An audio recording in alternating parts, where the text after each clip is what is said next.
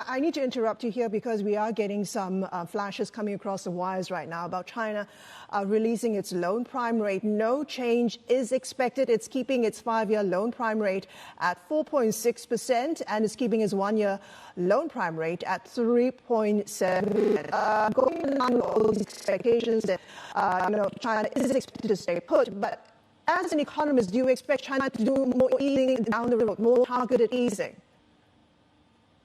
Yes, we expect to see the reserve requirements come down, and also to see the MLF rate probably come a bit lower as we get into the second quarter, if not before.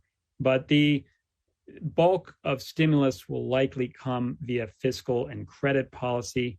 Our estimate of the augmented fiscal deficit should expand by at least 2 percentage points this year, and that's what the detail in the government work report and the fiscal detail from the 2 sessions meetings implied. So really, despite having a small headline fiscal deficit target, the detail in the government's plans is actually to ease fiscal policy materially this year. And that would likely come along with some acceleration in credit growth. So we do think policymakers intend to boost growth. They need to get anywhere near their 5.5% target. And Vice Premier Liu He's speech last week also, I think, provided some reassurance to markets that policymakers understand market concerns and are planning to do more to support both markets and the economy.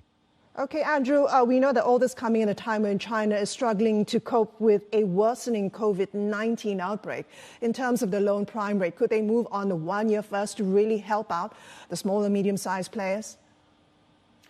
The increments that we've generally seen them move those rates are very, very small. So, in our view, the faster way to help would be via fiscal policy and easier credit loans in the short run. I think that clearly the risk is that rates come down a bit further, and that's our forecast. But frankly, for faster support, we think fiscal and credit policy is likely to be the first line of defense there. You mentioned, the COVID outbreak. That's clearly going to be weighing on growth in March and April. So even though we had a strong start to the year in terms of the official data set for January and February being strong across industrial production, investment, retail sales, there's going to be some slowing, particularly on the services side of the economy in March and April, given the COVID restrictions that are being put in place. We think that takes about a point off growth this year relative to the situation we were in 2021.